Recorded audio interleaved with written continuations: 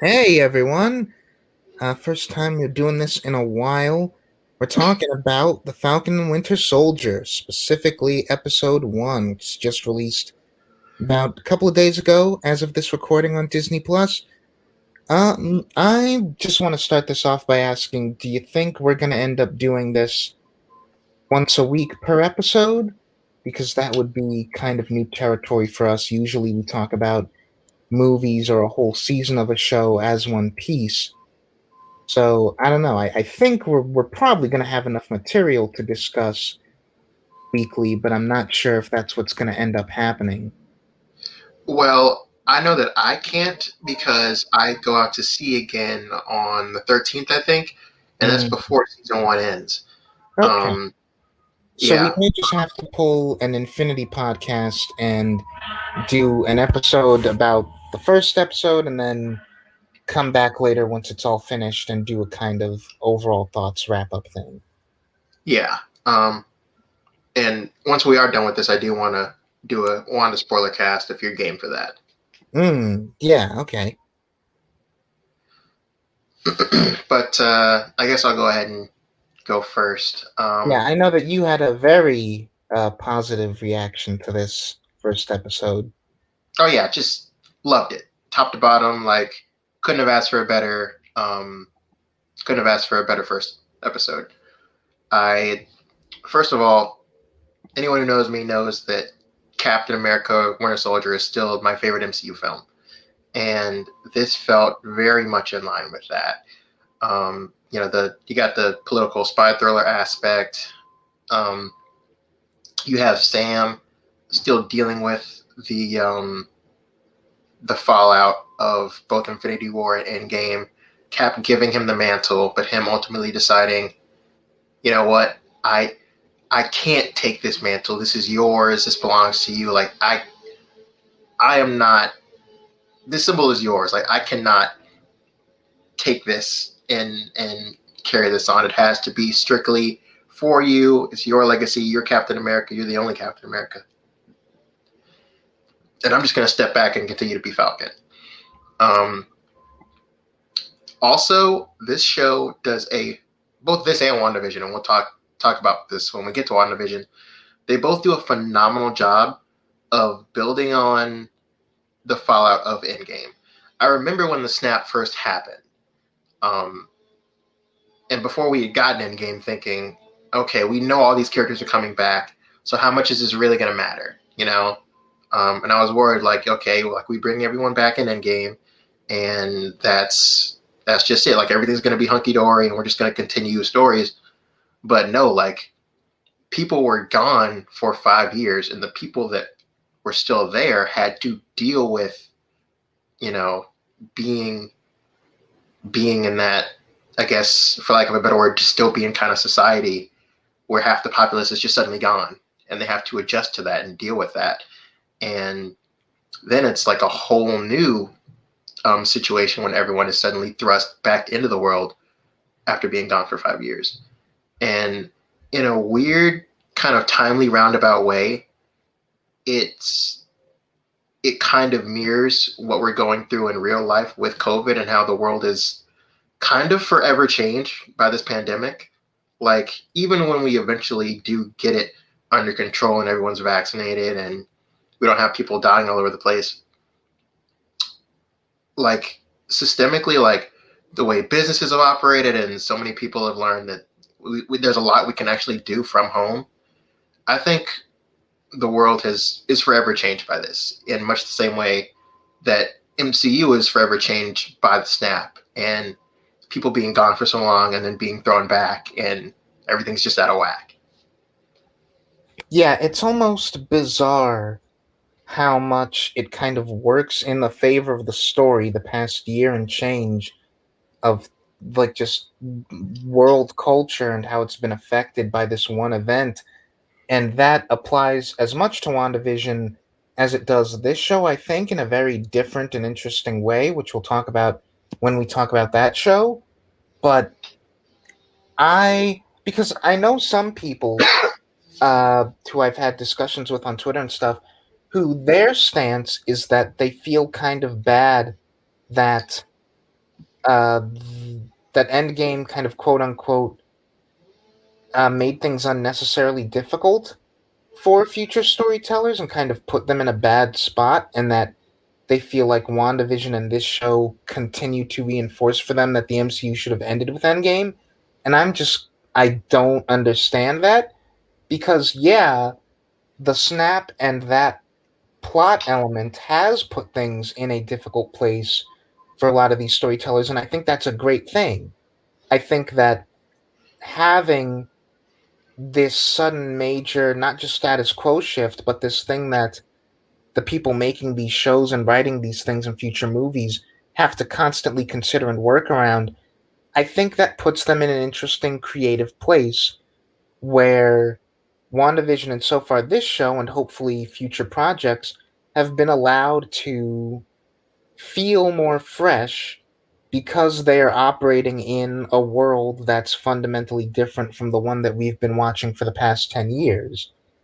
And so I really commend Feige or Marcus and McFeely or whoever's idea it was to go with the snap and have that stick to be a thing that other people coming into this universe creatively have to work with. Yeah, I think it doesn't necessarily put you in a box. But it gives. I think, especially given how these shows are handling it, it gives you like pathos and drama that's already baked into the universe of the story you're telling. Yeah. And I think part of that is also as, and this is just a thing that's been true pre pandemic, but something we've had more cause than usual to talk about is the way that certain big things like the pandemic affect politics and how it's gotten us to question a lot of systemic things. And I find it interesting how, maybe interesting, but also unavoidable, again, given comparisons to Winter Soldier and how much they're clearly taking from that movie tone and theme wise, how explicitly, unavoidably political this show is. Like, from the word go, it is all about its politics. And I think part of me was expecting that, again, because in the Captain America sphere is where the MCU tends to shy away the least from political issues. But, like, we're Naturally. really going hard immediately with this first episode with how borders are set up immediately as a massive motif that's going to follow us throughout the show in the form of the Flag Smashers, how completely clearly coded into the the racial issues, Sam's like reluctance to take the shield and the ensuing situation is. Like that whole scene near the top where Sam says like this symbol is yours. I'm not able or willing to take up this symbol. And Rhodey like takes him out for a walk and is like as implicitly and as tacitly as he can, he's saying, "Do you understand what you're doing here? Like, why would you not take up this symbol? I don't. You as a black man should understand the power that you accepting this position could have and what that could mean. And really, you're not even going to think about it. Like that whole conversation is so loaded. The conversation at the bank is so loaded with racial undertones. Oh yeah, dude. Like Yep. I could feel my skin crawl. Ah, yeah. And like someone pointed out to me, like the degree to which I wouldn't have even thought about it, that we open that interaction with, do I recognize you from like a college sports team as being one of that guy's first lines towards Sam? It's like that's a lot immediately. But yeah, like I just kind of admire how just straightforward, like wasting no time and like pulling no punches this show is with its political commentary. And we can talk in a minute about some possibly questionable choices that I am giving them credit for, or at least giving them the benefit of the doubt on, and waiting to see the final results of. And I just hope, my hope is that by the end of this, we are not in a situation that these movies can sometimes be accused of being, of raising all the political issues and then having them fall by the wayside for a punch contest at the end. I'm hoping that with this show, we continue to be cogent with the political commentary up through the end, and we're making clear statements and stuff like that. Yeah, because I mean, this isn't necessarily an issue with Civil War, but one of the things you could say about that film is the actual debate of registration. Well, not registration so much as being allowed to operate independently or being forced to work for the government. That argument is dropped fairly quickly when Winter Soldier comes into the picture. And when Cap is decided, okay, I have to protect Bucky at all costs. This new Sokovia Accords be damned, you know. And with this show, I don't think we're gonna really run into the same thing. And I don't even necessarily see that as a problem, but it is we do a fairly heavy political issue, and then we kind of more or less drop that by the end for more emotional personal stakes. And I like the very emotional personal stakes, but to have that intertwined with the politics, at least for this show, I think is pretty smart. Yeah, I think, like we've been discussing, this show, you can't separate the character journey, at least as far as Sam is concerned, from the politics. And so I think that affords it a level of, sort of like me again, giving it the benefit of the doubt that that won't happen by comparison to Civil War, where for as much of a political character as Steve is, his character journey throughout that movie is not linked to the politics to such a degree that you can't leave the politics by the wayside to explore the personal. And with Sam in this story, I don't think you can do that the same way. Yeah,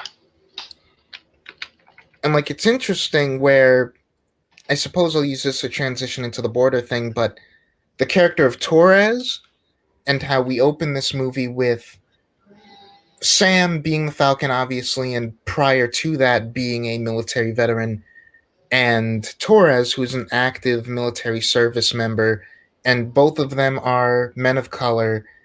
And this was actually, I think, the way they phrased it again on the Infinity podcast, which everyone should listen to. They put it in a really great way, which is that these are two guys who, at the end of that really cool action scene, are sort of like high on the like action of American military exceptionalism, and the audience gets to join them on that high because that's a really cool action scene, and we get to feel that relief from the tension.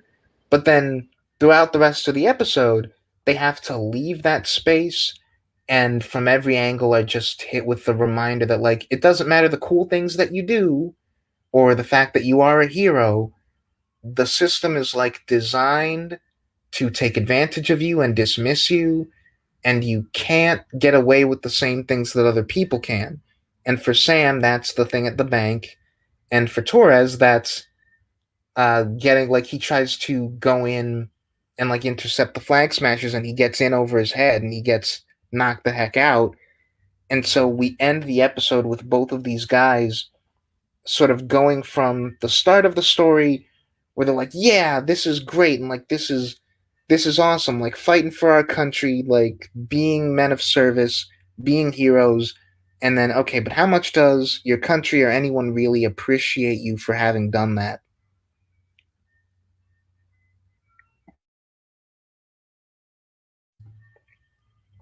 yeah, it's kind of like the veteran thing, which I am going to find myself going through Hey, here pretty soon. By good the end, luck. yeah. Um, but I want to talk about Bucky because I love that they're finally giving Bucky his own time in the sun and like finally fleshing him out as a character.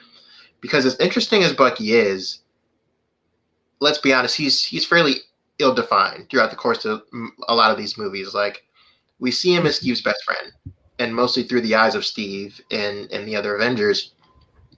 And after World War II, he's captured and becomes a brainwashed assassin for Hydra. And once he's finally broken out of that, um, he doesn't get a lot of time to really even form his own identity. Like he has to fight with Steve. He's on the run, and then he's put on ice at Wakanda, and then just kind of mellows out at Wakanda. Like he says, he gets some quiet time in Wakanda, and then he's brought right back out of that. Has to fight with them in Infinity War against Thanos and his army. And then once he's snapped away and it comes back, he has to fight Thanos and his army again. So this guy really hasn't had a lot of time to really even know who he is because he's been either mind controlled or on the front lines still fighting for so long. Yeah, and again, that's a really sort of ingenious thing. That's like I'm always shocked the degree to which these shows and like movies end up surprising me with thematic choices that should seem obvious from the premise, but which I'm not thinking about because I'm more just looking forward to characters that I find charismatic and like plot things that I think could be interesting. But the choice to do a series about Bucky and Sam together, immediately you think like, okay, they're both Steve's best friend. They've both shared a lot of proximity. That's why you do this show. But also with the story that we're telling with both of them, it opens up this thing that's in retrospect really obvious and should have occurred to me sooner, which is that they're both the clearest means to discuss the same issue, which is, like you said, being a veteran and having to come back to a world that doesn't entirely appreciate you for the service that you've done for the country or for the world in their case. And with Sam, that's the racial angle. And with Bucky, that's the angle of this guy is probably like, after Steve's done, the superest veteran on the planet. Like he signs himself up to be part of the army in World War II, and then it's not for America's army, but he is still like literally brainwashed into servicing other countries, servicing other causes for upwards of a century. And now he's at this place where he doesn't even know who he is as a person anymore. And this is brilliant because it enhances his role in the other movies. Where, like you've said, up to now, he's been pretty much a plot device. Like, he is Bucky, Cap's best friend, and he's kind of a MacGuffin, a living MacGuffin through a lot of other movies. But now we get to interrogate that, and we get to have the character sit down and say, I haven't been allowed to be a human being for most of my screen time. And now that I have the opportunity to do that, I don't know what to do with myself. So like I'm finally back from the war, like my personal war is over, but what am I supposed to do now? No one seems to have answers as to what my place is. And can he really atone for all the stuff that he's done, even Mm-hmm. though all that stuff wasn't his fault? He was brainwashed. But as he says in Civil War, he still did it.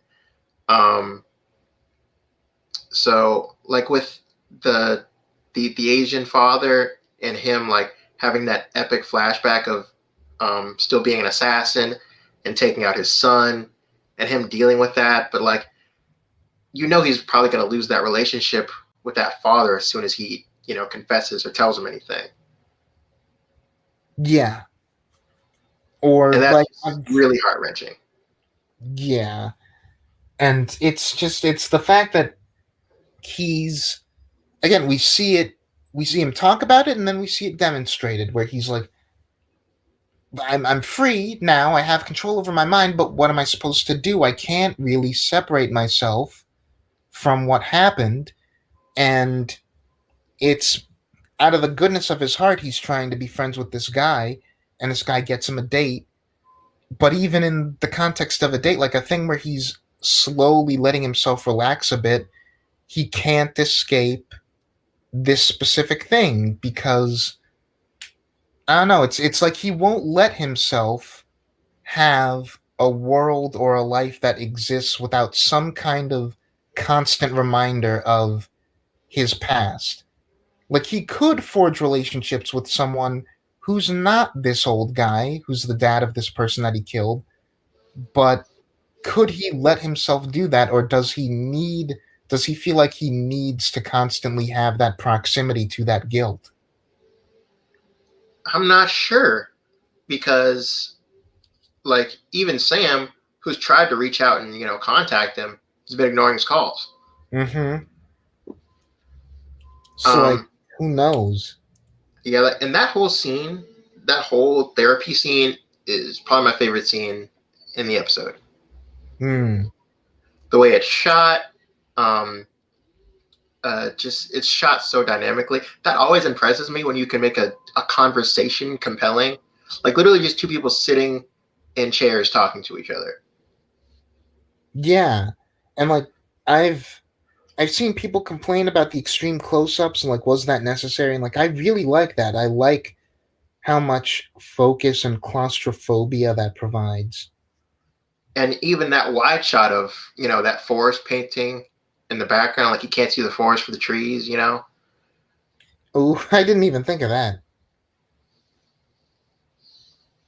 But yeah, like that kind of subtle imagery and symbolism popped into my head as I was watching that scene. Yeah. But yeah, I wanted to talk about the border thing because we open with the operation with Sam being overseen by Torres, uh, where the major sort of like ticking clock of the first big action scene is you got to get this done before you cross over into Libyan airspace, because if you cross over that border, then it's going to cause a huge problem. And like the catharsis of the victory is that he pulls it off with just barely a minute to go before he crosses over that border and violates that airspace. And then we sit down with Torres, and he's the guy who has the line talking about the flag smashers. And this is the exchange that I've seen a lot of people have really huge reservations about, and like, where is this show going? Where he's like, okay, the flag smashers, these are the bad guys. Like they thought the world was better during the blip. They believe in uh, uh, they believe in a world without borders that's unified. So you can see why that would appeal to a lot of people. And I personally feel like I'm not gonna condemn the episode for that, but I do think that was kind of a clumsily written exchange, where I understand one the foremost complaint people have, which is that it feels like the show is right out the gate pushing the flag smashers and like the quote unquote bad guys of this show as their philosophy is borders are bad. And like a lot of people will make the very compelling argument that I agree with that borders are bad and terrible. But I don't know, the flag smashers themselves I think are going to end up being a much more nuanced presence in the story than they are in this first episode. But also just the issue of as a piece of dialogue, I'm not sure if they thought the world was better during the blip naturally transitions or makes sense to follow up with they believe in a world that's unified without borders. Like, am I supposed to take those two statements as being connected? Like, am I meant to assume from that line of dialogue that there was less border control or that borders were different during the blip and that those two things are both part of the same motivation? Because that's not conveyed very clearly. No, but I think the blip definitely has a lot to do with how they're dealing with borders, and I'm sure we'll get that explained more in depth as the show progresses. Yeah, I'm fully expecting that a lot of that is going to be elaborated upon later on, and particularly, I think what's bound to end up happening is that the Flag Smashers are going to end up being, if not total good guys, then at least more sympathetic and not a group that the show ends up condemning by the end. And like with the race issues and the treatment of veterans and a lot of the other political issues, of all the stuff that this show is tackling, the border thing is the one I'm most interested and apprehensive to see them create a full statement on by the end of the show. Because I feel like if they end up like quote unquote chickening out and backing off from any issue, it's going to be that one. Because this is, on the one hand, this is the same universe as Black Panther, which gets pretty explicit as you can, with the idea that this particular handling of borders is bad. Borders in general, maybe not a good thing. But at the same time, I don't know. I feel like with the way we're positioning things now, it would be a pretty huge. It would be a pretty huge moment for the show to have any of the characters come out and say, "No, the Flag Smashers are probably right. A world unified without borders is something that we should have." That's something that I don't know slash I don't think this show is going to come out and say, given its audience. Well, yeah, because I mean, either way you slice it, you alienate. Um, like that's two different sides of a coin, right? Mm-hmm. You're gonna have people that agree with that and people that don't.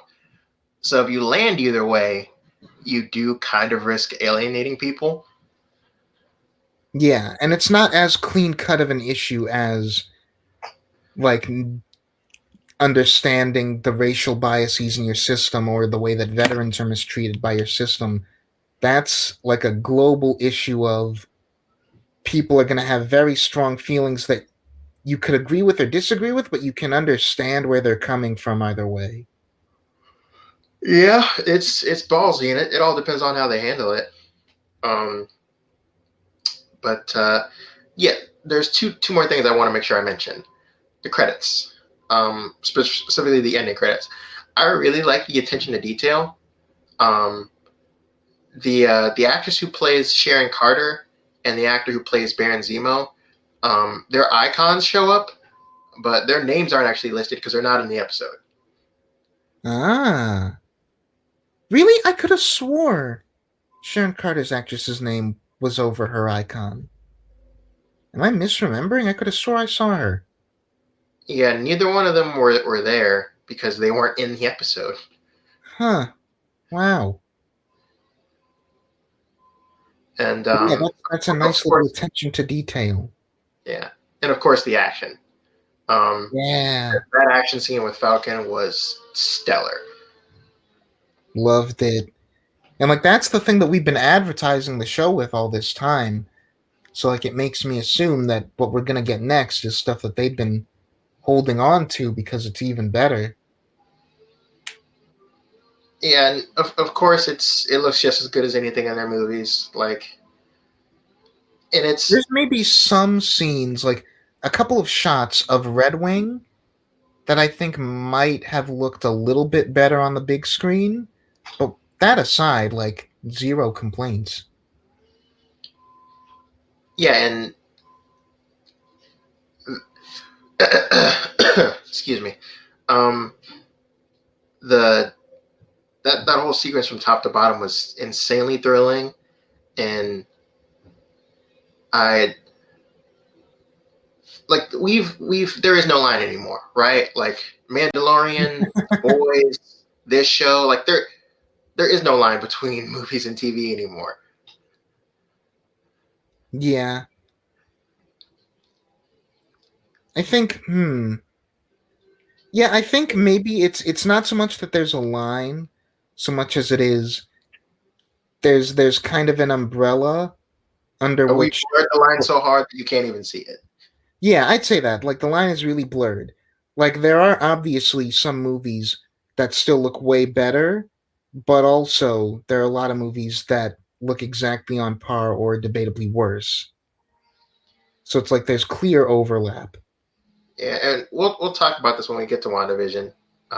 Actually, yeah, I'll tell you about that for WandaVision. Yeah. Anywho, I think we have more or less covered it. Yeah, there's not too much more that I have. I suppose it's just funny, but also kind of hilarious how we continue to make Tony Stark look worse in death, where first it's him giving a satellite full of drones to a child, and now it's him having it turned out not gotten anyone paid in the Avengers, which I mean, that's an interesting issue unto itself where do we want our superheroes to get paid for doing that and specifically by one of their members, but also just like as a He friend, has the money. I mean, Tony, look let's be out for your real. people. Yeah, and it's like, I mean, if they're spending all their time saving people, what do they do when they go home? Like, how do they keep the lights on at their place? Although we might be reading that wrong because specifically, oh no, wait, because yeah, no, we're right because on the one hand, bank guy is like, did you ever get paid for being an Avenger? And Sam was like, no. But also, he says you have no income over the past 5 years, which only makes sense because it's not like Tony's going to store stuff in an account for people he thinks are dead. Yeah. But yeah, like, come on, man, take care of your own guys.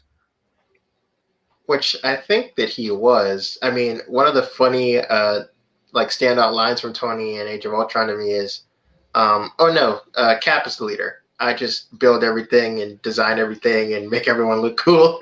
Yeah, and I mean, like, to be fair, he did give them quarters, but still, give them a stipend or something. But yeah, I don't think I have any more notes, so I'm just gonna say I really enjoyed this episode. I'm really looking forward to what else we have in store, and I'm just really hoping, like fingers crossed, that by the end of this we don't end up in a really problematic or kind of chickeny political place. Yeah. So that is me signing off, and Nick. Yeah, also me. So I hope you guys liked. And now we move on to talk about WandaVision. All right, Nick, hit me. Okay, so it's WandaVision time now, and I've not gone back to the show in the couple of weeks since I put up my final video on episode 9, but yeah, I haven't actually at length talked about this show with you at all, so I want to know what you think about it. Well, I got to binge it, which was interesting. Hmm. I think right before, yeah, like the last episode came out like right before I had to leave. Um, so I binged it with a group of buddies on the ship that hadn't seen any of it before, and so it was like my second time going through it. I will say I continue to be very impressed and astounded by this show. I do think the finale is kind of lackluster, not for any of the superficial like fandom reasons of, oh, they didn't introduce Nightmare or Quicksilver isn't from the X-Men movies or anything like that. Um, but I do feel that the finale, to my dismay, does kind of degenerate into the typical superhero, you know, throw energy blasts at the end thing. Um, and I have reservations about Agnes and how they've handled her. But overall, I was astounded by. Yeah, like I remember when I first was watching it as it was coming out week to week. Particularly the first like 2-3 episodes. I'm like, I'm very impressed by how authentic they're being. But this is so not my thing. Um, and that's what was getting me through it. Just knowing how faithful they were being to how those sitcoms actually are, even though outside of the context of MCU, I'd probably never be caught dead or watching a sitcom of that era. Um, so it was interesting. And then as we slowly started peeling the curtain back, and we got that epic scene of Wanda coming out of the hex and basically putting you know all the agents at Sword on their heels, and having Hayward's goons point their guns at Hayward and then just storm back into the hex like a badass. I'm like, oh, I'm in. I'm so in. And that's one of my favorite scenes in the whole show. It was so creepy and eerie, and like one of the first times like Wanda's been like genuinely scary. Yeah. Um, and I was wondering what how are we going to, because the show ultimately is a show about grief and processing grief, and I'm like, okay, she lost vision. How does she move on from that? Now, aside from like the minutia of the ending and the climax and the fighting and all that, my biggest issue with the show is that we it's we left Vision in this weird muddled place of like the one that she's been experiencing all these sitcoms with was just constituted out of thin air. But the real Vision, like his body was brought back, and given all the memories that his previous self had, even though he doesn't have the stone anymore. So like, is that really it's just it's sticky and muddy, and I just don't like it. I don't like that we brought that Vision back and that he's like back. Like, I wish actual Vision, like his body was just fully destroyed and like gone. Like, I don't like that this show is about Wanda processing her grief for this being, and the being is still around, even though the soul stone's not a thing. Like, but there's his body is still running around somewhere with all those memories intact. I understand that, but also I take it differently. Where, for one, I'm actually, if we were going to bring Vision back at all, I like that we end in this very muddled place, because I expect that to be something that we spend time hashing out and letting the character figure out at some later point, and I expect that to be really interesting to watch. But also, I would have agreed with you earlier in the show, or even before the show had come out, that it's about Wanda's grief over Vision, and that bringing him back undercuts that. But I don't feel like it does, because Vision is the central focus, but this show goes really hard in making it clear that it's not just Wanda's grief over that one loved one that she's processing through this whole sitcom thing. It's the grief that's been following her since childhood. It's grief over her parents, it's grief over Pietro, it's grief over just the things that she's had to do and the mistakes that she's made and the path that her entire life has taken. And Vision, not even Vision dying, but the fact that he didn't get to come back when pretty much everyone else did, is the straw that broke the camel's back. And that's another thing that I'll say.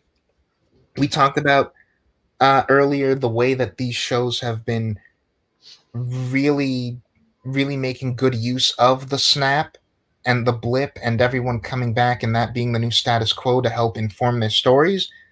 In episode 8, when we get that brief blink and you'll miss it moment where Wanda's walking into Sword and she looks up and she sees on the TV families have been reunited after the blip. Like, everyone, it seems like, got to have kind of a happy ending except her. Everyone got to come back except Vision. And that, more than even having watched him die and accepting that in the moment, is the thing that, like, her entire 20 plus however many years of collected trauma just bursts out in that moment. It's not the one thing, it's her entire life.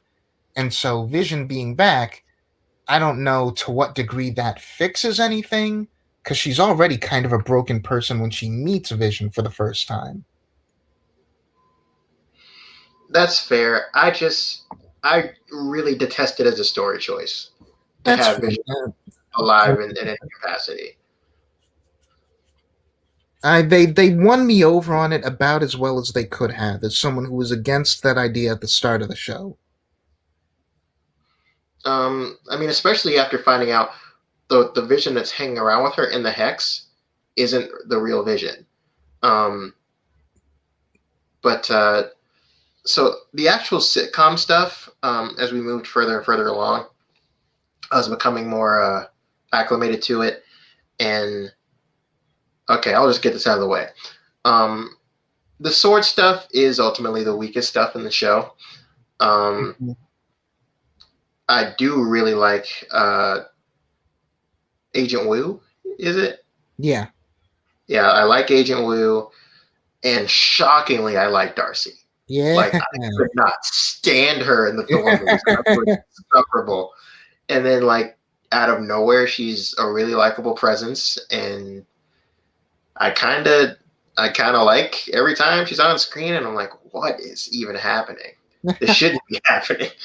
Um, but yeah, I didn't have the thing you had with why am I blanking on his name now? The guy running Sword.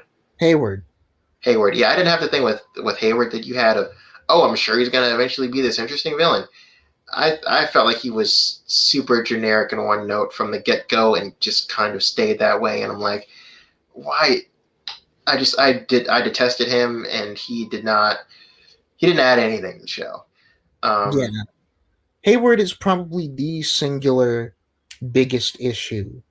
And like if I had to say take one thing out of this show and work around it, it would be him. Where it's just he's there to give Monica and Jimmy and Darcy an antagonist, and that gives them like business to do. But as a story presence, like he just doesn't contribute anything of interest. And the worst part is that he could, where and again, his I motivations are so weird and muddled because we're made to think that he wants Vision, but he already has Vision. The Vision in the Hex is completely reconstituted by Wanda and not the real Vision. And he lies about her taking his body for seemingly no reason. Um, and on top of that, like, so he's just here for the, I don't know, semi, well, like it is altruistic, I guess, but for the purpose of freeing all the townsfolk. Why? How does that even benefit him in any way? Because he seems like a fairly selfish and nihilistic character. Um, well the thing is, he seems like a guy who they just didn't know what they were doing with, and like his motivation or what the crux of his character is seems to change from episode to episode because on the one hand this is a show about grief and all of the main characters tie into that in some way, and here we've got like even even Agatha, for as much as I think that flashback scene with her is like I'm not sure if it's clearly communicating what it wants to communicate. Like she's got an element of grief to her character, whether or not she reacts to it in the same way. And Hayward as Monica's antagonist, like he's the guy who brings up, you don't know how hard it was to keep the lights on the past 5 years. And that by itself is an interesting idea of like, okay, maybe this was a reasonable person who's like really suffered or seen a lot of really terrible things go down but over then the. we don't even do anything with that. Like, Yeah, the he thing never is brings we it up. don't follow up on it at all because like by the next episode it seems like it's all about him, or no, that's the same episode, but like we go from that to he's just like, Wanda is dangerous, superpowered individuals are dangerous, I just want to get rid of them, don't give them the benefit of the doubt. But then we see him in flashback and he's like being reasonable with Wanda. Even when she breaks into the room to like see Vision, he tells the guys like, stand down, let her see the body, just let her leave. What happened between that and her like putting up the hex where suddenly he's like frothing at the mouth to murder her? Especially because he knows that she's an Avenger, and apparently it's common knowledge that she nearly killed Thanos. Like stuff that kind of talk, and then like Wu saying, "Oh, well, Captain Marvel came pretty close." Like that felt too much like fans of the show, like talking for the characters. Like none of them were there for that. It's not like they had cameras or footage going on during that fight in Endgame. How do any of them know that? Um, but anyway, I'm just gonna assume that someone was recording that somehow. it's a weird assumption to make. Like But we've got a lot of characters with cameras on their person. but yeah, so she nearly kills Thanos. Super powerful character. Um, he thinks he and his goons are really enough to take her out. And head on with some drone. And then if that wasn't enough, she mind controls all of his staff to point their guns at him. Like if that's not the most like powerful display of like you can't touch me, I don't know what is. And he's like, no, we're not surrendering, we're not giving up, we're gonna take her out. And I'm like, how? You don't even have a viable way of combating Wanda. So why is that your go-to? And really, I think after thinking on it, I don't think this would have like fixed Hayward as a character or made him like totally worthwhile. But I think there's a simple decision that you could make in the last episode to have it so where he doesn't feel like such a complete caricature and a complete like why did we even bother wasting our time on this guy, which is don't have him enter the hex. Like just don't have him go inside and don't have him get arrested at the end. Where I'm assuming we arrest him because we want Monica or someone else to be in charge of Sword going into the future. But for the purposes of WandaVision as a story, I don't see why him going in there and shooting at the kids and getting arrested is like a story beat that we need to have.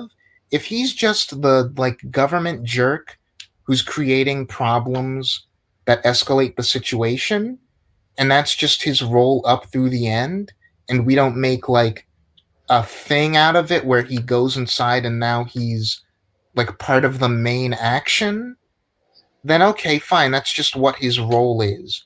And we can kind of quietly forget him in Well, it's amongst so weird because he's still not even part of the main action. He just kind of shows up, shoots at the kids, and then is arrested. Well, Darcy traps him in a truck, and then he's arrested. Yeah. And like it's not clear in He the has no episode. bearing on what actually well, we do get a pretty cool little shot, like an incredible shot of Wanda and her family, which was Yeah. pretty nice. I did like Again, that. it feels like he's there to give Monica and the kids business. Where like Wanda's handling Agatha, Vision's handling White Vision, and like we're thinking, okay, Monica and the kids need to do something. They need like some action beats. Bring in Hayward and his goons and let them handle that. Which I think I don't think that's what Monica's role in the finale should have been. I feel like Monica should have been directly involved somehow with Wanda and Agatha, not necessarily fighting, but that needed to be where her part in events was. Yeah, I feel like her relevance to the story and her trajectory take a nosedive after that scene of her breaking through the hex herself and trying to talk down Wanda, and then Agnes shows up to stop her. After that, she's just like she's captured and trapped by fake Pietro, and then gets out and protects the kids, and that's kind of it. Like we lost track of her character. So, well, not lost track of her, but like I in feel terms like of we lost track of her role. Like we lost yeah, track of what her relevance was here. And that was to be the person who's like worked through their grief in the healthy way, who could be that contrast and that kind of not mentor, but like that guiding example for Wanda. And if and she that's does what it significantly. Like that feels like the natural place to go, where like you help Wanda work through her trauma, and even then, like she doesn't actually do that. She gets close, but then she's cut off by Agatha, and then that doesn't go anywhere. So it's like Yeah, What like ultimate merit does my she actually have on the story, or even Wanda? yeah, and like again, it's another thing that would have been so so simple, like such an easy fix. You don't even necessarily have to do what I'm suggesting and have Monica be involved in the conflict that Wanda and Agatha are having directly. Somewhere in amongst all that fighting, I would have Wanda flash back to that conversation in episode 7, or like think of Monica's words to her in that moment and be like, okay, it wasn't in this episode, but Monica did directly impact Wanda's way of thinking. And like that by itself fixes so much. And like I do still like what we do with her by the end, where she is that one person who understands where Wanda was coming from and like what her headspace was like and doesn't hold it against her. But I don't know, like I'm we already have the assembled like hour-long documentary about the making of this show, and I doubt that we're going to get much deeper at any point in the future into what the creative process of this show was like. But I feel like either in the writing or the filming of episode 9, something had to have happened. Yeah, Be- COVID happened. yeah, like I know, but I want to know like to what degree, because I know that COVID is the reason that Darcy is only in one scene in episode 9. They had to green screen her in because she couldn't actually show up to be in the town like on set. I want to know like to what extent did characters have scenes that were meant to wrap things up more neatly or were meant to retroactively feel more satisfactory and they just weren't able to do it. I'd like that's a question that's going to follow me forever until we get answers about it. And for whatever reason, I feel like they'd never be straight up about that. Yeah, because they want to maintain the illusion that even with extenuating circumstances these things are largely smooth, solid, like no problems productions. And like I'm sure for the most part they are, but if it really Story wise, like it's pretty clear from where I'm sitting that they had to change the finale significantly because of COVID. yeah, like knowing. Especially like a moment that felt like a straight up COVID scene to me was when um Wanda tries to do the mind whammy thing on Agnes, and we're taken back to the Salem witchy podium Mhm. thing. Like it just felt like an excuse to reuse that set. That didn't even occur to me, but you're probably not wrong. But like that scene, I feel like had the capacity and should have been like the focal point of Wanda's journey in the episode, because what's happening in that scene is Agatha has spent the whole episode trying to impress upon Wanda the idea that she is this terrible thing, like this pure destructive force. And that's actually why I think Hayward at least could have potentially have been thematically interesting if we'd handled him differently. Where like both of the antagonists in completely different ways are looking at Wanda and saying, "You're too dangerous. This is a problem. It's in your nature to be this way. You cannot be a good person. Like you're doomed to destroy things. You're better off giving your power to me. You're better off just going away and not being the person that you are."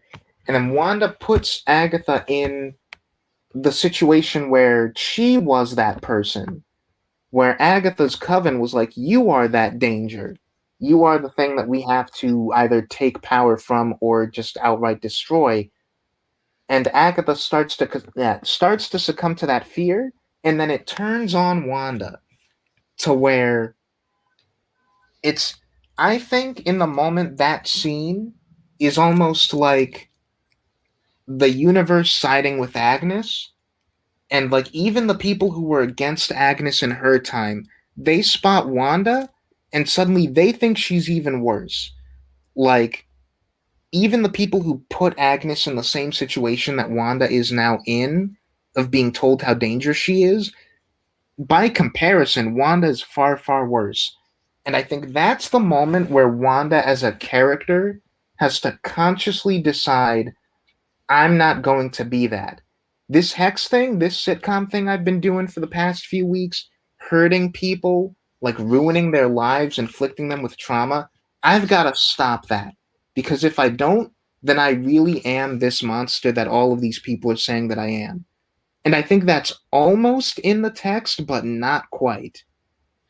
Yeah, another major issue that I have is that we don't we don't I couldn't tell you why she decides to let everyone go at the end, because like she's given the ultimatum by Agnes. She starts to let everybody go, and then she sees that her family's disintegrating along with the Hex, and she's like, "Oh no, I can't do this," and then closes it right back up. What changes in between then and when she does decide to open the Hex back up and get rid of it forever?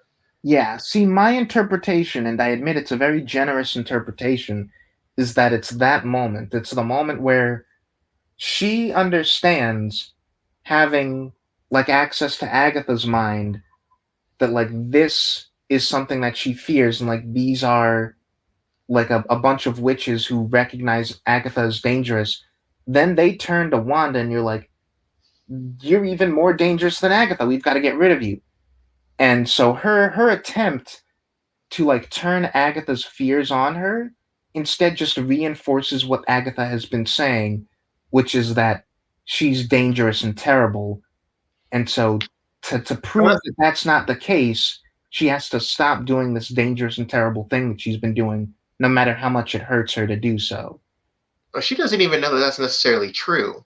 She knows that that's a fear that Agnes has, but how is that any more valid than what Wanda's feeling? Like that's not like that goes back to like her saying, "I'm not what you think I am. Like I'm not a witch and I don't cast spells." Um, like I don't think she even truly accepts that until she finally gets her like comic book accurate makeover. See, I think that's kind of two separate things. Where like on the one hand, she's trying to say like I'm not a witch, therefore I can't be the thing that you're describing. And by the time that she gets her costume, she's like, okay, I've accepted I am a witch. This is magic. All right, I guess I'll just go with it. And connected to, but also distinct from that, is her like using that as an excuse to be like, I'm not a witch. I can't be this Scarlet Witch thing you're talking about. Therefore, I'm not as dangerous and I'm not like the monster that you're trying to convince me that I am.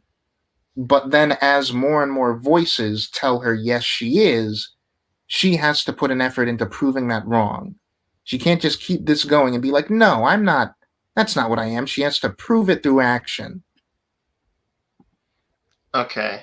I just think they could have done a better job of conveying what Oh, the actual absolutely. turning All point is that makes her open the Hex back up and let everybody go and Yeah, sacrifice all of this stuff that I'm saying is what I'm taking from it. I don't think any of it is communicated clearly at all. But like I feel like it might have been a mistake to jump straight into the finale, although like it makes sense because that's what's going to I be will make sure focused we on our round it out mind. to the sitcoms because I do have thoughts. Yeah, just because I don't want this to be such a negative thing when I really do love this show. And like I meant to say earlier when you were talking about the sitcom vibe, I have the exact opposite thing. I'm someone who, with the exception of the 70s, because I don't watch a lot of 70s sitcoms, I could watch any sitcom from any era, and so long as I find the jokes funny, like that can be a thing that I just spend a lot of time with. And for episodes 1 and 2, and like even in retrospect, like 3 and 4 and 5, like for all of the sitcom pastiche things, with the exception of the most modern one that they do, like the Modern Family style one, I didn't find that one particularly entertaining. But Yeah, for that's because they most, didn't capitalize enough on it. yeah, but for the most part, like the sitcom stuff, I could take any one of those episodes and watch an entire show that's just that setup, and I would enjoy it.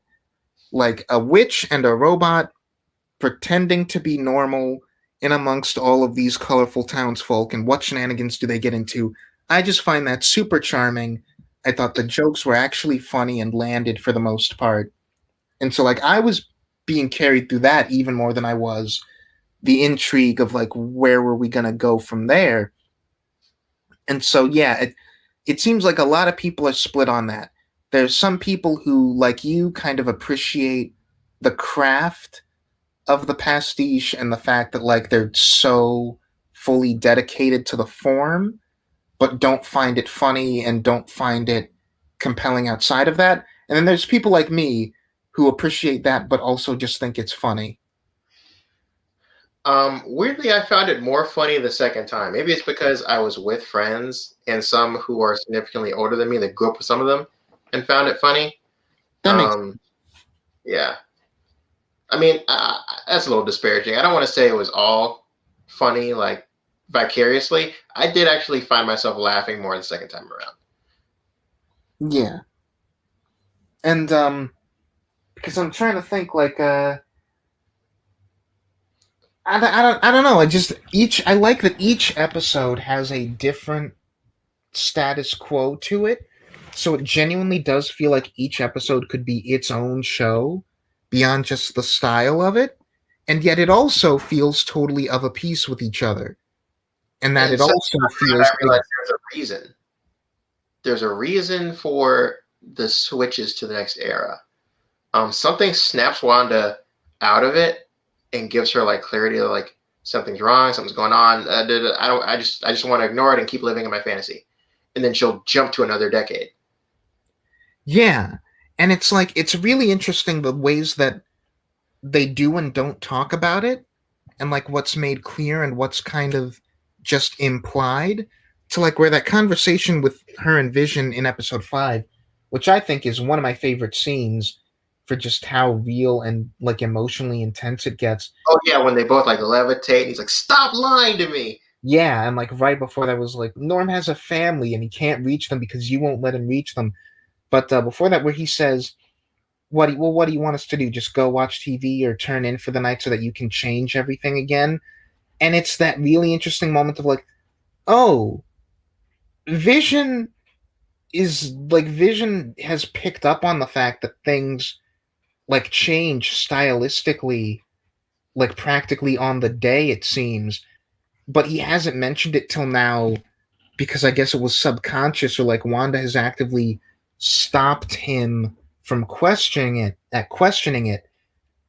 And it's the really interesting thing of the degree to which we kind of balance Vision within the Hex being his own person with some degree of autonomy, but also he is clearly an extension of Wanda's mind, and we can kind of take him as speaking for her subconscious. So like whenever they have a conversation and whenever he like starts peeling back the layers, you could take it as this person that Wanda has created pushing her to these places and like these realizations. You could also take it as just part of Wanda's mind literally trying to make the rest of her conscious self realize this is wrong, stop doing this. See, I definitely took it the other way, um, especially considering how she acts, even once she is completely fully aware that she is the one doing all of it. After Agnes explains everything to her and how she's still interacting with Vision and her family, um, I'm convinced that she does not want to know at all. Like Yeah. her subconscious is completely taken over, and like she doesn't want to know what it is that she's doing. Yeah, And she, John Trampia put it best actually, where he's like, Wanda is trying to fool everyone in this show, but first and foremost, she's trying to fool herself. yeah, she wants to remain completely oblivious and just live in the fantasy. But she's created a completely autonomous being in Vision, who thinks and feels, probably completely more or less accurately to how the real Vision would think and feel. Um, so like he's questioning her and challenging her in ways that she does not like and isn't okay with, because It's breaking the fantasy. Yeah, and also on that same note, like this is still, however way you take it, it's Wanda kind of sabotaging herself because she created this vision to be, like you said, what the original vision was. And part of that is that he's a hero and a selfless person. And he's going to, as soon as he clues into what's going on, he's going to do what it takes to help the most people possible, even if it means opposing Wanda. So, in more ways than one, she set herself up for this to inevitably fall apart as soon as Vision realized what was going on. Yeah, there was. I'm so like honestly, both of these actors, Paul Bettany and Elizabeth Olsen, like whenever we get to awards nominations for shows, that they got to be in the conversation. They have Yeah, to. honestly. But yeah, so I do also want to talk a bit about the sword angle of it all, and like it really is. I think from a storytelling perspective, the sword half is like just not as well constructed as Wanda's half of the narrative, Yeah, and I was really intrigued by episode 4, yeah, but it's a shame because episode 4 I think is insanely well constructed, but and again, I don't know how much of this is COVID affected the finale, and the finale might have reframed things in a particular way, because I don't think any of the sword stuff is a problem until the finale ends it on such a note that it makes me wonder, okay, well, why did we spend all that time? But up through episode 7, because episode 8 is exclusively Wanda focused, up to episode 7, I'm really enjoying all of the scenes with Monica and Jimmy and Darcy. I really like the ways that Monica's story ties into Wanda's and plays into it thematically. And I like Monica as a secondary protagonist of sorts. And even you're not wrong when you say that the discussion that they have about like Endgame and Captain Marvel and stuff feels really like fan stand-in y, but I also like that as a lens into Jimmy says that like Captain Marvel got close, and then we hold on Monica like clearly she has some kind of unresolved issues with Carol. Like I'm fine with that conversation as a means to get us a character moment like that. And so like I really like all the stuff that we do with them, and I'm not like some people because I know that there are some people who even before the finale just did not care for the sword scenes at all, felt like they actively detracted, felt like they were a slog, and like I was enjoying it. And it's just a shame that it didn't amount to much. And like Monica, we end Monica's story in a post-credit scene, and that feels kind of weird. Like she's been a major character, and her and Jimmy and Darcy's entirely off screen, but they don't really get a closure until after the credits have rolled. okay, so two things. I can't tell you how much I don't care about that post-credit scene. Like they did me, like, they did a lot to endear me to the character of Monica Rambeau. I think they definitely fumbled her relevance to Wanda in terms of the overall story, but I liked her character. Okay, um, if she had more relevance to Wanda's choice at the end, then this would play better as an origin for her in terms of getting the powers. But it's really just her getting powers. Like I couldn't like I believe she refers to this as an origin in that documentary episode on making a WandaVision because I did watch it. Mm-hmm. Um, but I'm like, yeah, if you honestly consider this an origin, it's a pretty weak origin. Um, it would have been one thing if she actually was, processed the grief of her mother by helping Wanda process her grief. Um, I thought that's what we were building to, and then we just didn't do it. Um, so I think that hurts it for me. And then also, like, I don't care about scrolls. I hate scrolls. I'm glad that that Scrolls series or whatever it is its own, isolated thing, and we're not going to actually pretend like any of the characters that we know and love from the movies were Scrolls this whole time. Yeah. Like I assumed as soon as Captain Marvel came out that we'd officially closed the book on the whole like potential for people we'd been following a long time to have secretly always been Skrulls thing. Like as soon as we got that movie, I got the impression like, okay, we're not going to do that because that inherently implies that we're going to do the whole duplicitous angle and like Skrulls are the enemy and who can you trust? And if Skrulls are as far as we know right now the good guys, then there's really no reason to do that story at all. So that's off the table, and I'm happier for it. Aside from just it's bad. Yeah, it's a bad story. And like Secret Invasion, if that's going to be like a Nick Fury, Sam Jackson, Ben Mendelsohn like buddy thing, fine, whatever, cool, I'll watch that. Like I like those two, okay.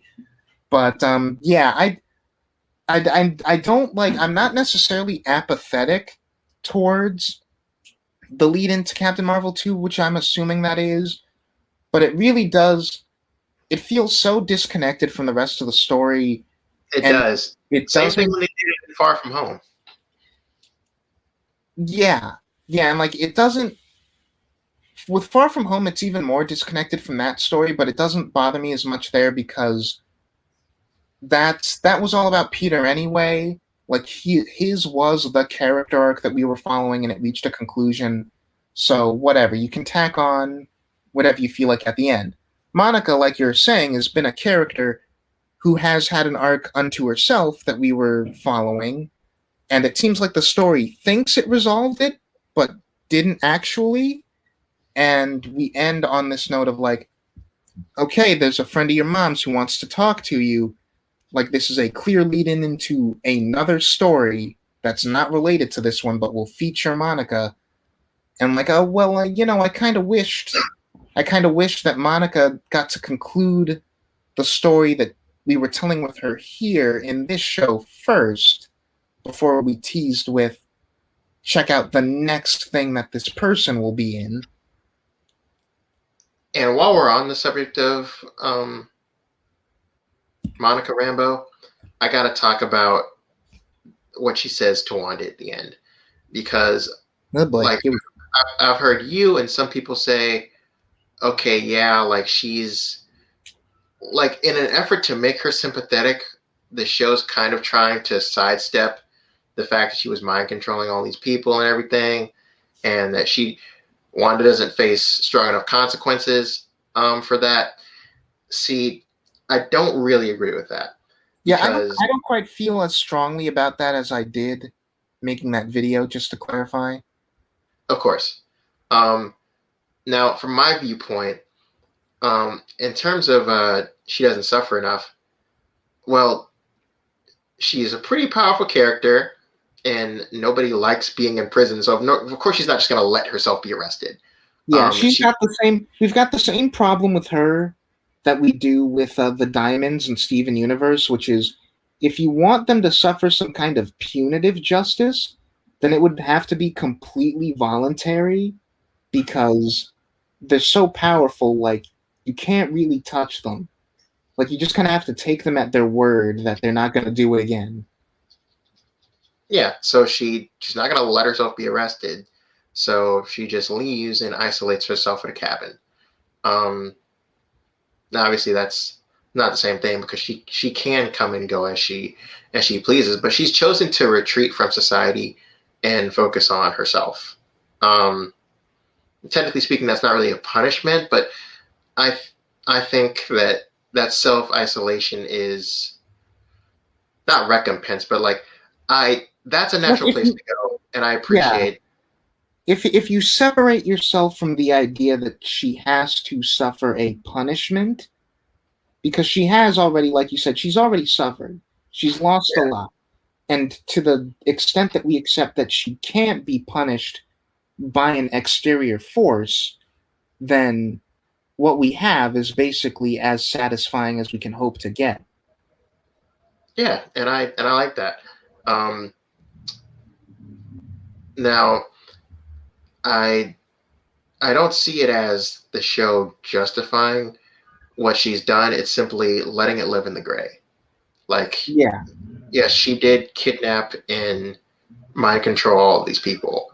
Um, that's not okay. She was grieving, but that's not okay. And like she just has to move forward, Yeah. and that's just it. Like this wasn't. And everyone else is going to have to move forward also because, like we say, they can't really do anything. And it's not fair to them, but that's life. Yeah. Um, I really like the. First of all, I love the costume. The costume Yeah. was great. I loved like that we finally like they held off on actually giving her the title of Scarlet Witch, and like them building up to it the way they have, and like giving her the costume, I thought was phenomenal. Um,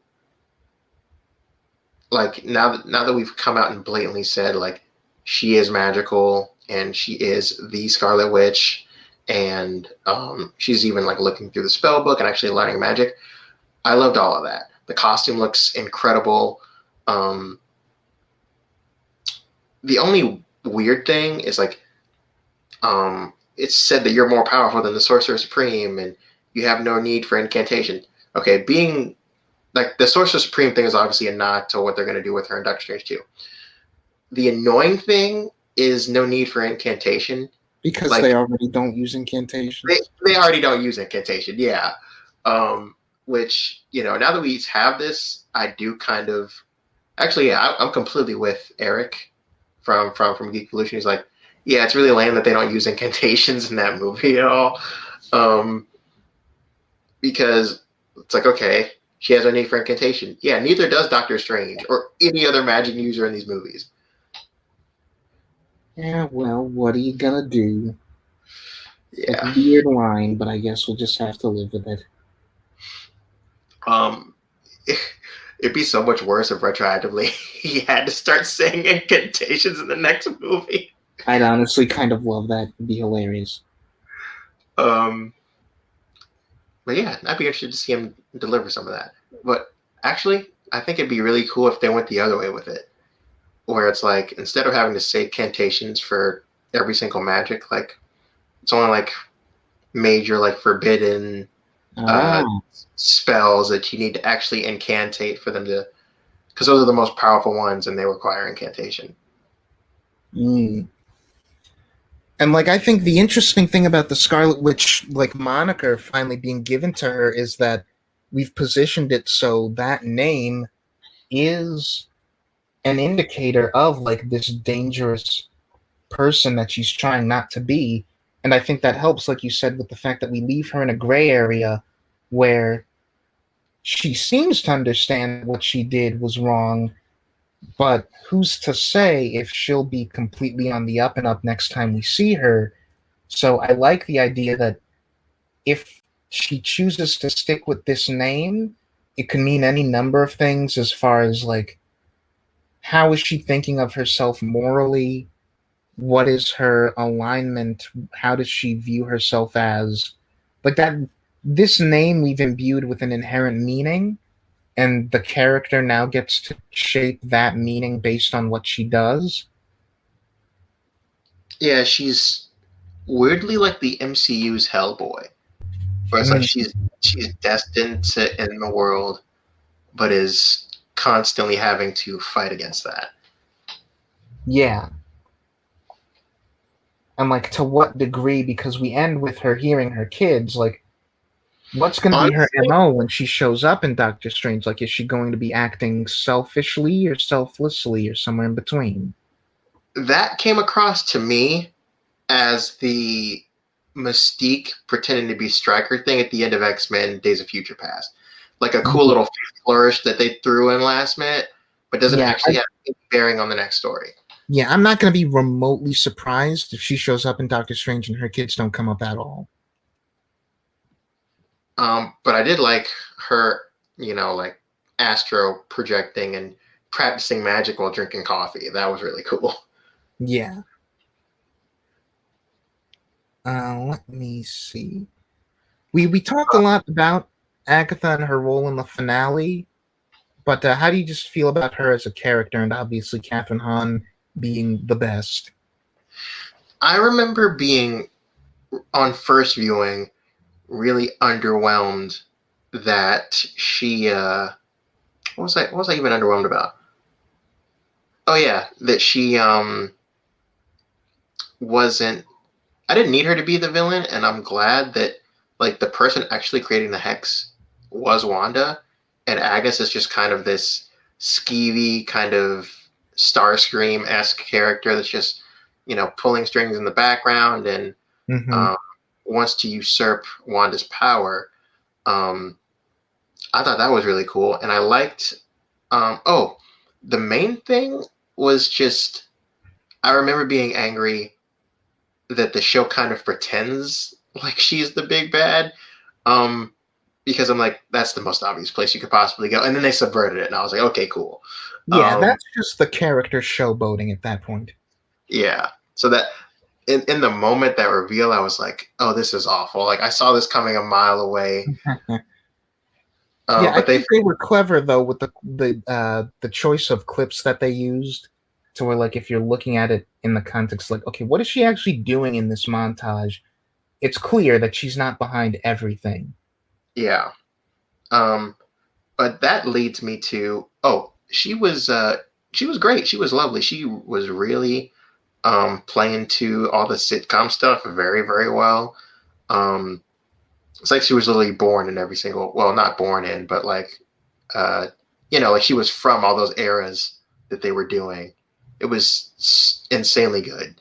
And Yeah, and really everyone. Like I feel like we should commend everyone in the cast for like slipping into the acting style of the time so well.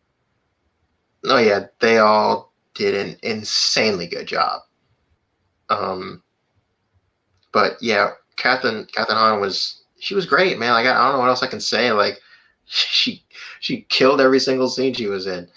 Um, and even when she switches, it's still really interesting and dynamic to just listen to her as this witch trying to guide Wanda through her grief to get what she wants.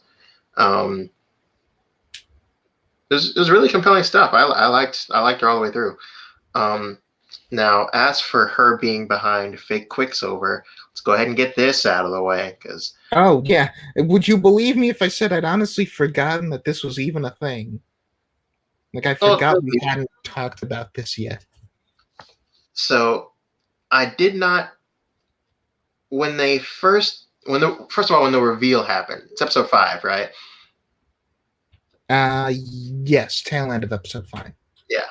So when that reveal happens, I'm shocked. I'm flabbergasted, just like everybody else. I did not for a second think that that was actually X-Men Quicksilver. Nope. For two big reasons. Number one, Feige has said he's not touching X-Men for like another 4 or 5 years. Mm-hmm. He already had his plan laid out for Phase 4 before they even got the rights back. Um, Number two, multiverse, that's coming up. This leads into that, but that hasn't actually happened yet. Yeah. Um, and even when that does happen, that doesn't necessarily mean they're going to take pre-existing universes that we've already seen in other franchises. Um, they could make up some and throw them in. Who knows? But like that actually hadn't happened yet.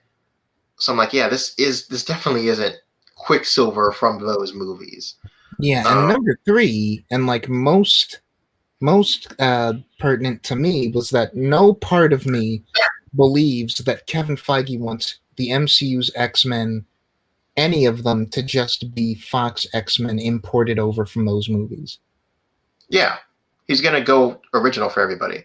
Mm-hmm. Um, he's only broken that rule once, and I don't think any of us are gonna judge him for it. With J.K. Simmons as J. Jonah Jameson.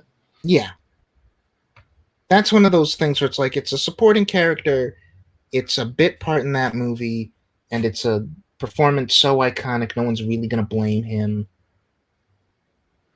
Also, I saw an interview with him, just real quick. I saw an interview with J.K. Simmons the other day, and he more or less confirmed that he's going to be in the new Spider-Man movie. So you don't have to worry; they are using him again.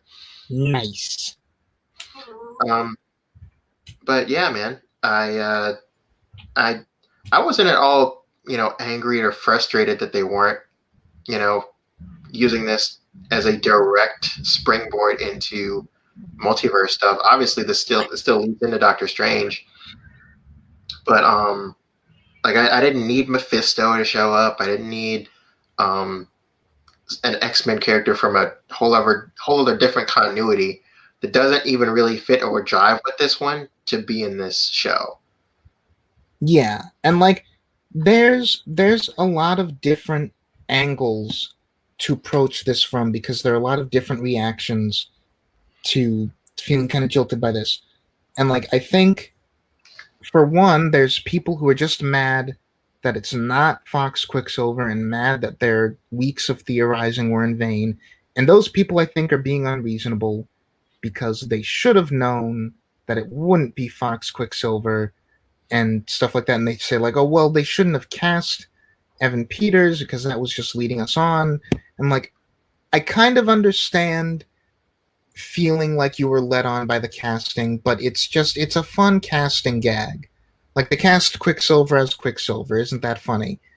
And then there's the people who feel like they're insulted because, okay, fine, it was a fake out, but did it have to be a fake out where the punchline was like this crass, like a bit of humor that's, and like I agree that joke is weirdly beneath the humor in the rest of this show for how sort of juvenile it is, but I don't think any response to the Quicksilver thing that's like really seriously bothered and upset and like mad at the creative team for making that choice is being reasonable or fair.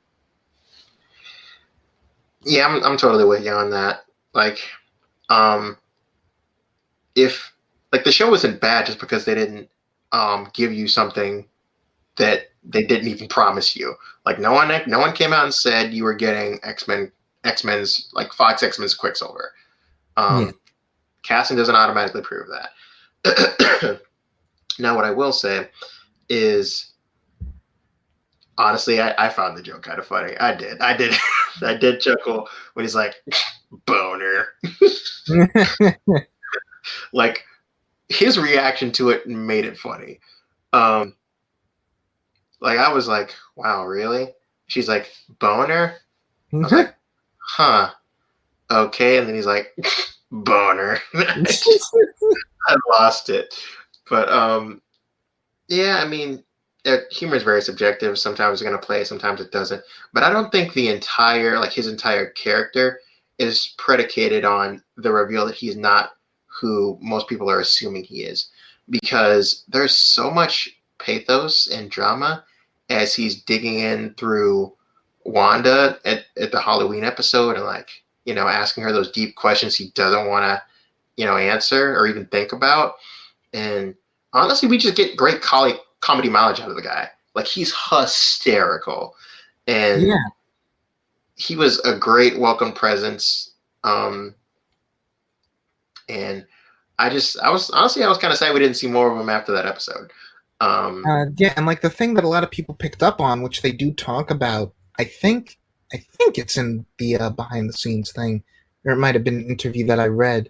I think I read something where it was like that was the intent of not casting Aaron Taylor Johnson, to where it's like, not only is this a person that Agatha has just gotten to pretend to be Wanda's brother, it's very obviously not her brother, and yet she just kind of rolls with it.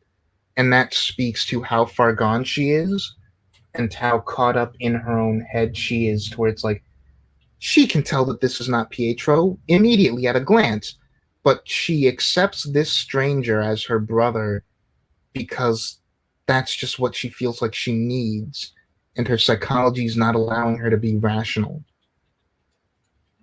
Yeah, and like they prod at it. Like, what happened to your accent? What happened to yours? And she's like, remember our teacher, something or rather? Yeah, this kid that used to be in the orphanage with us. And Yeah, whenever he's he pivots like, away from it, and like he would always like avoid the question because he didn't have an answer because he was never actually her brother. yeah, and like he will deflect from the questions, and then she won't ask him again until like a couple scenes later because she wants to believe him. Let me see. I'm trying to think of anything else. I like the kids. I like the kids, particularly Billy, in terms of characterization. He's just a sweet kid.